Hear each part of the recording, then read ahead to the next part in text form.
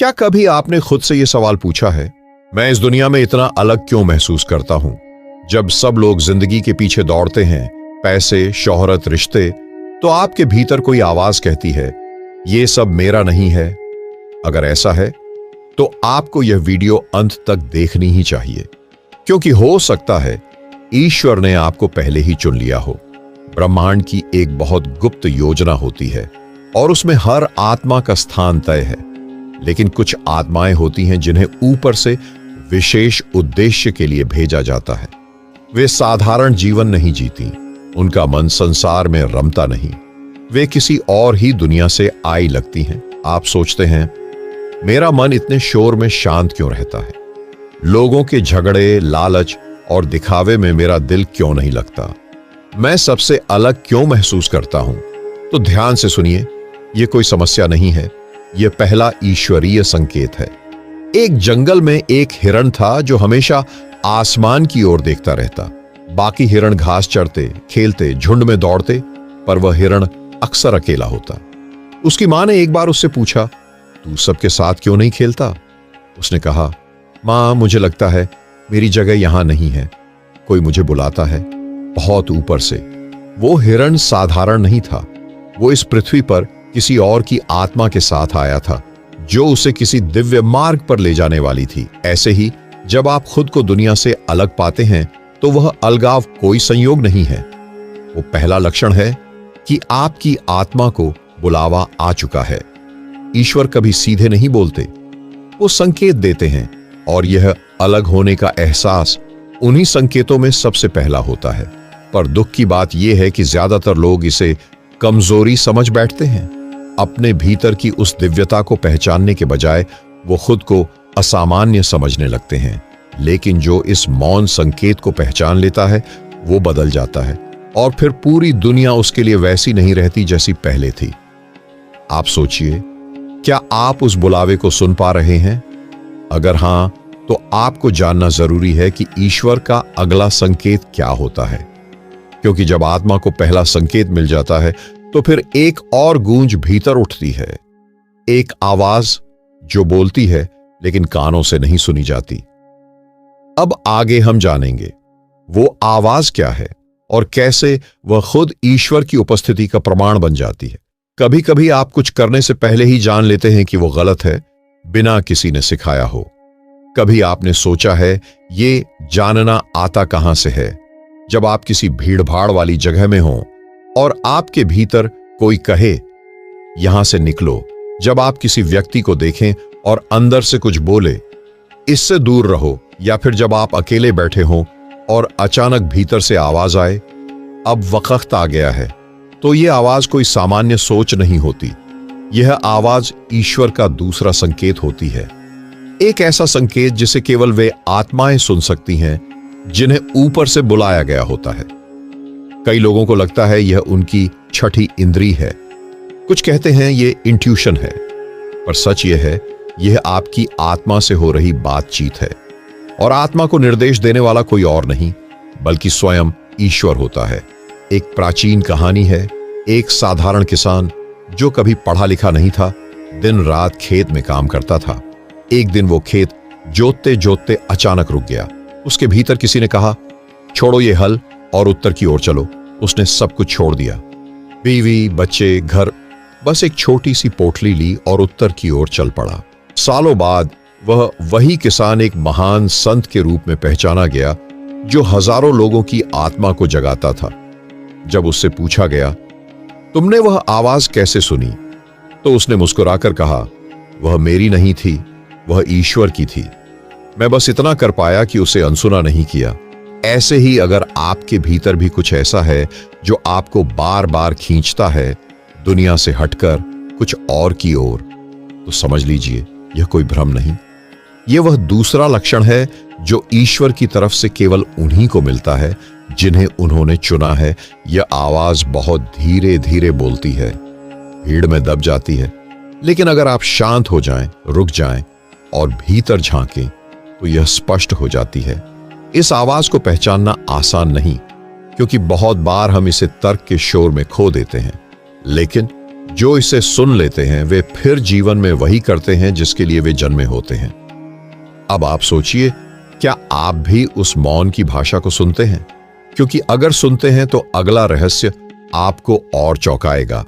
अब आगे हम जानेंगे तीसरे लक्षण के बारे में। जब आत्मा को सत्य की ऐसी प्यास लगती है जो दुनिया के किसी सुख से नहीं बुझती। क्या आपने कभी महसूस किया है कि यह संसार दिखता कुछ है और होता कुछ और? क्या आपके भीतर कभी यह सवाल बार बार उठा है, मैं कौन हूं? यह दुनिया असली है या कोई सपना? ईश्वर सच में है या सिर्फ किताबों की कल्पना? अगर हां तो रुकिए, क्योंकि यह साधारण सोच नहीं, यह है तीसरा लक्षण। जब आत्मा को सतही चीजें छोड़कर सत्य को जानने की प्यास लगने लगती है। यह प्यास कोई धार्मिक भावना नहीं होती, यह कोई किताब पढ़ लेने से पैदा नहीं होती, बल्कि यह तब पैदा होती है जब ईश्वर स्वयं आत्मा के द्वार पर दस्तक देते हैं। एक बार एक अमीर युवक था। उसके पास सब कुछ था, बंगला, गाड़ी, पैसे, शोहरत, सुंदर पत्नी। लेकिन एक रात वह अचानक उठ बैठा। उसने पत्नी से कहा, मैं कुछ समय के लिए बाहर जा रहा हूं। पत्नी ने पूछा, कहां? उसने कहा, मुझे नहीं पता, लेकिन मुझे कुछ ऐसा खोजना है जो इन सब चीजों से कहीं बड़ा है। उसने जंगलों में महीनों बिताए। वह अरशियों से मिला, ध्यान किया, मौन साधा, और जब लौटा तो कोई भी उसे पहचान नहीं पाया। वह अब केवल एक मनुष्य नहीं था, वह अब जागी हुई आत्मा था। उसने जो शब्द कहे वे आज भी लोगों को भीतर तक हिला देते हैं। जिस दिन मुझे सत्य दिखा, उसी दिन मैं जान गया कि जीवन का असली उद्देश्य दुनिया में नहीं, आत्मा के भीतर छिपा है। जब सत्य की यह प्यास आत्मा में जलने लगती है तो फिर संसार के सुख फीके लगने लगते हैं। लोगों की बातें छोटी लगती हैं, दिखावे झूठे लगते हैं, और हर चीज में ईश्वर की कोई झलक ढूंढने की बेचैनी जन्म लेती है। अगर आप भी उस बेचैनी को महसूस करते हैं, अगर आप भी चाहते हैं कि कोई आपको सच्चाई दिखाए, नकाब हटाए, भ्रम मिटाए, तो समझ लीजिए ये लक्षण आप में प्रकट हो चुका है। लेकिन यह प्यास तभी शांत होती है जब आत्मा भीतर उतरती है, और तब शुरू होती है एक अगली अवस्था जहां संसार अब लुभाता नहीं बल्कि बंधन जैसा महसूस होता है। अब आगे जानेंगे वह चौथा लक्षण, जब मन इस संसार से हटने लगता है और आत्मा भीतर की ओर लौटने लगती है। कभी आपने खुद से यह सवाल किया है, जो चीजें पहले मुझे खुशी देती थीं, अब वही बोझ क्यों लगने लगी हैं? आप पहले उत्साह से फिल्में देखते थे, लोगों से बातें करते थे, बाजारों में घूमते थे, नई चीजें खरीदकर खुशी महसूस करते थे, लेकिन अब मन उन सब चीजों से थकने लगा है। अगर आप भी यह अनुभव करते हैं तो जान लीजिए यह चौथा लक्षण है कि ईश्वर ने आपकी आत्मा को छू लिया है। जब कोई आत्मा चुनी जाती है तो उसका आकर्षण धीरे धीरे संसार की ओर से हटने लगता है। उसे अब दुनिया की चमक नहीं बल्कि भीतर की रोशनी खींचती है। एक बार की बात है, एक राजकुमार को जीवन के सारे सुख उपलब्ध थे। संगीत, नृत्य, सुंदरियाओं, परोसे गए पकवान, हर रात आनंद और विलास से भरी होती थी। लेकिन एक दिन उसने खिड़की से बाहर देखा, एक वृद्ध, एक बीमार और एक मृत शरीर। कुछ टूट गया उसके भीतर। अगली ही सुबह वह महल छोड़कर चला गया और वर्षों बाद वही राजकुमार बुद्ध कहलाया। क्या आपको लगता है कि यह निर्णय अचानक हुआ? नहीं, वो धीरे धीरे भीतर एक विरक्ति की प्रक्रिया थी, जो तब शुरू हुई जब ईश्वर ने उसके भीतर की नींद तोड़नी शुरू की। जब आपकी आत्मा तय कर लेती है कि अब समय आ गया है, तो संसार की चीजें आपको रास नहीं आती।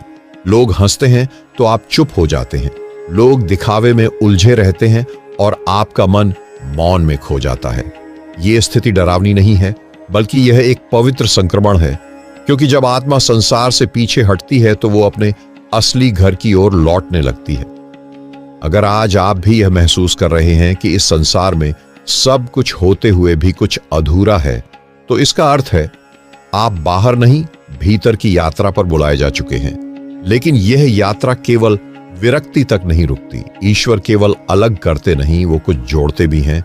और अब आत्मा के भीतर एक नया बीज अंकुरित होता है, सेवा का, करुणा का और बिना शर्त प्रेम का।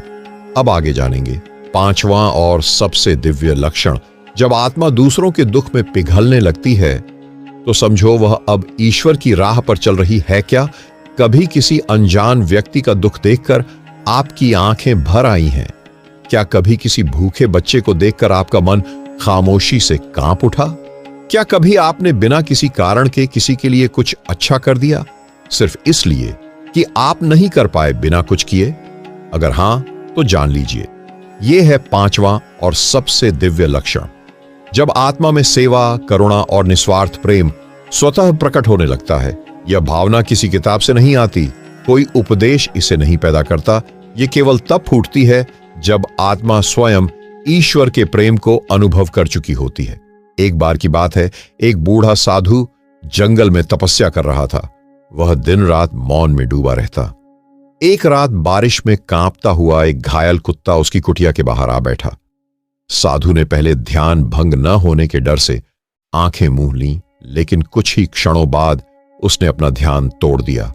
बाहर गया, उस कुत्ते को अंदर लाया और पूरी रात उसे अपने चादर में लपेटकर उसकी सांसें बचाए रखा। सुबह शिष्य ने पूछा, गुरुदेव, आपने अपनी साधना क्यों तोड़ी? साधु मुस्कुराया और बोला, जहां करुणा नहीं वहां कोई साधना नहीं, और जहां करुणा है वहां मैं नहीं, वहां स्वयं ईश्वर है। जिस आत्मा में यह भावना जन्म लेती है वह अब संसार के व्यवहारों से परे जा चुकी होती है। अब वह केवल खुद के लिए नहीं सोचती, अब उसे दूसरों की पीड़ा अपनी पीड़ा लगती है। अगर आज आपके भीतर यह करुणा बिना प्रयत्न के उमड़ती है, तो आप केवल एक संवेदनशील इंसान नहीं हैं, बल्कि वह चुनी हुई आत्मा है जिसे ईश्वर अपने हाथों से गढ़ रहे हैं। अब वह आत्मा केवल प्रश्न नहीं करती, अब वह उत्तर बन जाती है। और ये पांचों लक्षण, अलगाव, अंतरात्मा की आवाज, सत्य की प्यास, संसार से विरक्ति और करुणा, मिलकर बनाते हैं उस दिव्य आत्मा की पहचान जिसे ईश्वर ने अपनी योजना में स्थान दिया है। पर सवाल अब यह है, जब ये पांचों लक्षण जाग जाएं, तो आगे क्या करें? अब आगे जानेंगे। इन लक्षणों को पहचानने के बाद आत्मा को कौन सी अग्नि परीक्षा से गुजरना पड़ता है। आपने शायद कभी महसूस किया होगा कि जब आपके भीतर कुछ नया, दिव्य और पवित्र जन्म लेने लगता है, उसी समय जीवन और अधिक कठिन होने लगता है। दुख आते हैं, रिश्ते टूटते हैं, सपने बिखरते हैं। भीतर एक अजीब बेचैनी होती है, जैसे कोई अदृश्य हाथ सब कुछ आपसे छीन रहा हो। लेकिन रुकिए, इसे बदकिस्मती मत समझिए। यह वही क्षण होता है जब ईश्वर आपको परखते हैं। यह आत्मा की अग्नि परीक्षा होती है, जहां हर चुनी हुई आत्मा को यह दिखाना होता है कि वह वास्तव में तैयार है या नहीं। एक साधक की कहानी है जिसने बचपन से ही ईश्वर की अनुभूति के लिए तपस्या शुरू की। उसने भोजन त्यागा, नींद छोड़ी, मौन व्रत लिया, लेकिन वर्षों बाद भी उसे वह अनुभव नहीं हुआ जिसकी उसे प्यास थी। एक दिन वह निराश होकर बैठ गया और बोला, हे प्रभु, आपने मुझे क्यों चुना? अगर मुझे खुद से मिलने नहीं देना था। तभी भीतर से एक मौन गूंज हुई, मैंने तुम्हें इसलिए नहीं चुना कि तुम मुझे जल्द पालो, बल्कि इसलिए चुना कि तुम धैर्य से खुद को बदल सको। जो तपता है वही चमकता है, यही वह सत्य है। जब आप ईश्वर द्वारा चुने जाते हैं तो जीवन सरल नहीं बल्कि गहराई से चुनौतीपूर्ण हो जाता है। कभी प्रियजन साथ छोड़ते हैं, कभी समाज आपका मजाक बनाता है, कभी भीतर ही टूटन महसूस होती है। लेकिन ये सब अनावश्यक चीजों को गिराने की प्रक्रिया होती है, ताकि आत्मा अपने शुद्ध, मूल, दिव्य रूप में सामने आ सके। अगर आप भी आजकल जीवन में अजीब अजीब कठिनाइयों से गुजर रहे हैं तो डरिए मत। यह कोई सजा नहीं बल्कि संकेत है। संकेत है कि अब आप एक और द्वार के समीप हैं, जहां आत्मा की चेतना एक नया रूप लेने वाली है। लेकिन क्या आप इस अग्नि से गुजरने को तैयार हैं?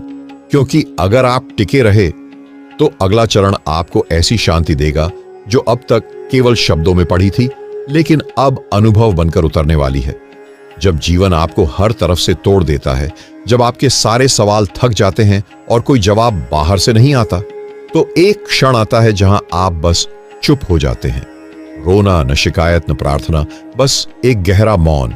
लेकिन यह मौन मौत नहीं होता, यह जन्म होता है। और यही वह स्थान होता है जहां से ईश्वर आपकी आत्मा से बोलना शुरू करते हैं। यह 7वां लक्षण है, जब व्यक्ति बाहर की आवाजों से हटकर भीतर की भाषा को समझने लगता है। यह वह अवस्था है जब आत्मा को उत्तर बिना शब्दों के मिलने लगते हैं। एक बार एक युवा सन्यासी था जो वर्षों से ध्यान कर रहा था। हर दिन वह ईश्वर से प्रश्न करता, मुझे तुमसे बात क्यों नहीं होती? मैं इतना तप कर रहा हूं, मौन साध रहा हूं, फिर भी कुछ सुनाई नहीं देता। एक दिन वह पूरी तरह थक गया। उसने कहा, अब मैं कुछ नहीं मांगूंगा, न प्रश्न न उत्तर, बस बैठूंगा। वह चुपचाप बैठ गया। घंटों, फिर दिन, फिर 3 दिन बीत गए और तीसरी रात उसके भीतर एक अद्भुत शांति फूटी। कोई शब्द नहीं, लेकिन उत्तर स्पष्ट था। वह रो पड़ा क्योंकि उसने पहली बार ईश्वर को मौन में सुना था। जब आप इस अवस्था में पहुंचते हैं तो कोई गुरु, कोई पुस्तक, कोई प्रवचन आपकी आत्मा से बड़ा नहीं होता।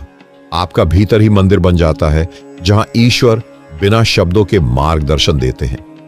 यह अनुभव न किसी को दिखाया जा सकता है, न समझाया जा सकता है।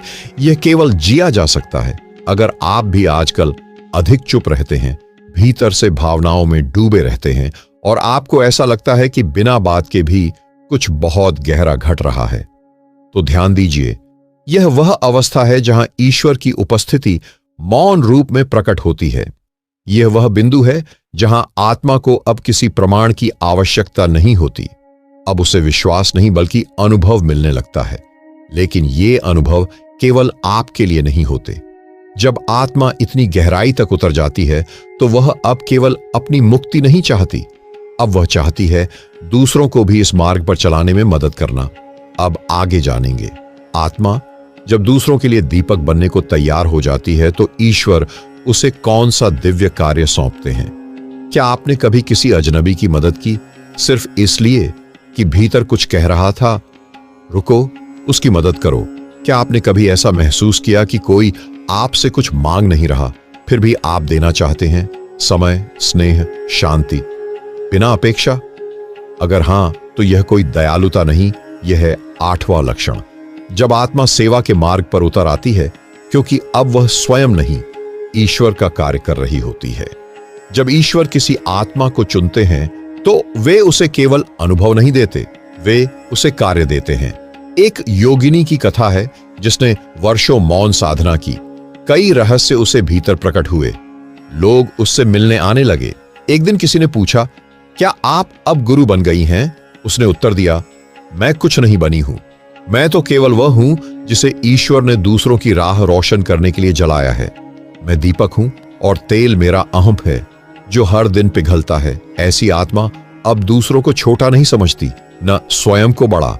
वह बस हर एक को उसी राह पर आगे बढ़ता देखना चाहती है जिस पर वह स्वयं चल चुकी होती है।